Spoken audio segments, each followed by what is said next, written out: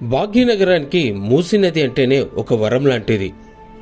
నిజంగా చూస్తే ఆనాటి నిజాం నవాబులు ఆ విషయాన్ని ఎప్పుడో కరకండిగానే నిరూపించారు.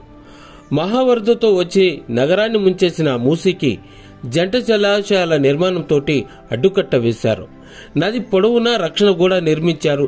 ఇరువైపులా ఉద్యానవనాలని నిర్మించి కట్టేసి అక్కడ అభివృద్ధి చేశారు. అద్భుతమైన కట్టడాలు, ఆసుపత్రులు, నదిపై వంతెనలు కూడా నిర్మించారు. కానీ తర్వాత పాలకుల నిర్లక్ష్యంతో ఆ నది దుర్భరంగా మారింది. ఇప్పుడు గుర్రపుడెక్క, దోమలు, నిర్మాణ వ్యర్థాలతోటి, ఆక్రమణలతోటి మురుగు జలాలే కనిపిస్తున్నాయి. ఆ మూసీ నదిలో మంచినీటి జాడలే కనిపించవు. ఇక ఆక్రమణల గురించి అంతర్జాతీయ స్థాయి నుంచి పర్యాటక కేంద్రంగా మూసీని తీర్చిదిద్దుతామన్న ప్రస్తుత ముఖ్యమంత్రి రేవంత్ రెడ్డి ఆ ప్రణాళిక మీదనే ఆశలు పెట్టుకున్నారు నగరవాసులు.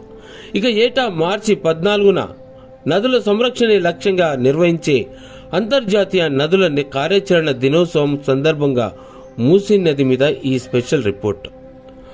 మూసీకి 1908లో భారీగానే వరదలొచ్చాయి. మరోసారి అలాంటి సమస్య రావద్దనేటువంటి సంకల్పంతో ఆరో నిజాం మీర్ మహబూబ్ అలీ ఖాన్ గట్టిగా చర్యలు తీసుకున్నారు. నవాబు విజ్ఞప్తితోటి ప్రముఖ ఇంజనీర్ మోక్షగుండం విశ్వేశ్వరయ్య ఉస్మాన్ సాగర్, హిమాయత్ సాగర్ల నిర్మాణానికి, ఆ నది అభివృద్ధికి ఒక ప్లాన్ అనేది ఇచ్చారు. ఆ మేరకే జలాశయాలనేటివి కన్స్ట్రక్షన్ అయ్యాయి. ఇక తెలుగుదేశం ప్రభుత్వం నందనవనం పేరుతోటి బాపుఘాట్ నుంచి నాగోల్ వరకు ఆ నదిని అభివృద్ధి చేయాలని సంకల్పించింది. వందలాది మందికి పునరావాసం కల్పించింది. కొంతమేర నది గర్భంలో కాంక్రీట్ కాలువలు నిర్మిస్తే 2001లో పనులు నిలిచిపోయాయి, అక్కడికి ఆగిపోయినాయి. అయితే ఇటీవల కాంగ్రెస్ సర్కారు 908 కోట్లతో చేపట్టినటువంటి సేవ్ మూసీ కార్యక్రమం కూడా ఇప్పుడు సడన్ గా ఆగిపోయింది. అయితే బీఆర్ఎస్ సర్కార్ మాత్రం 2017లో మూసీ నది అభివృద్ధి సంస్థను ఏర్పాటు చేసింది. కానీ ఆ నది సుందరీకరణకు 16,635 కోట్లతోటి అంచనాలైతే రూపొందించింది. సర్వేలో 8,475 ఆక్రమణలు ఉన్నట్టుగా లెక్కలో కూడా తేలిపోయింది. ఇక వాటిని తొలగించి పై వంతెన నిర్మిస్తానని చెప్పి నాడు సర్కారు ప్రకటించింది. ఇక కొత్త సర్కారు రావటంతో ఆ పనులు కూడా అక్కడికే నిలిచిపోయాయి. అయితే కాంగ్రెస్ సర్కారు 2024-25 పద్దులో మూసీ అభివృద్ధికని 1000 కోట్లు కేటాయించింది.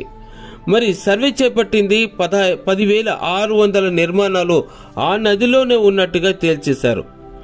800 ఇళ్లను తొలగించి బాధితులకు పునరావాసం కూడా కల్పించారు. నది పరివాహక ప్రాంతాన్ని అంతా సంరక్షించాలని చెప్పి పట్టుబట్టారు. ఖాళీ స్థలాల్లో అంతర్జాతీయ స్థాయి పర్యాటక కేంద్రాలు, పార్కులు, ఆకాశ హర్మ్యాలను నిర్మిస్తామని చెప్పేసి సీఎం రేవంత్ రెడ్డి ప్రకటించిన విషయం తెలిసిందే. అయినా కూడాను శాసించిన స్థాయిలో అక్కడ ఏమాత్రం పురోగతి కనిపించట్లేదు. అధికారులు ఎవరికి వారిగా వ్యవహరిస్తున్నారనేటువంటి విషయం ఇప్పుడు అందరికీ తెలిసిందే. ఇక నగరంలో చూస్తే 200 కోట్ల లీటర్ల మురుగు ఉత్పత్తి అవుతుంది. మెజారిటీగా మూసీలోకి చేరుతుంది. నదిలో సీసం, అమోనియా, నైట్రేట్, కార్బన్ ధాతువులు మోతాదుకు మించి అక్కడ ఉన్నట్టుగా ఇటీవల జరిపినటువంటి పరిశోధనలో కూడా తేట తెల్లమైంది. ఇక నార్సింగ్ నుంచి ప్రతాప సింగారం వరకు నదిలో రోజు వందలాది టన్నుల నిర్మాణ వ్యర్థాలు వేసి దాన్ని ఆక్రమించేసుకుంటున్నారు. వాటిని అడ్డుకోవడంలో కూడా ప్రభుత్వాలు ఎప్పటికప్పుడు విఫలమవుతున్నాయి. ఆ విషయాలు ఎప్పటికప్పుడు వార్తల్లో ప్రముఖంగా నిలుస్తూనే ఉన్నాయి. కానీ ఎక్కడున్న మూసీ అక్కడనే ఉంది. ప్రక్షాళన మాత్రం కరువైపోయింది. నిధులు కేటాయిస్తున్నారు కానీ అభివృద్ధికి నోచుకోవట్లేదు.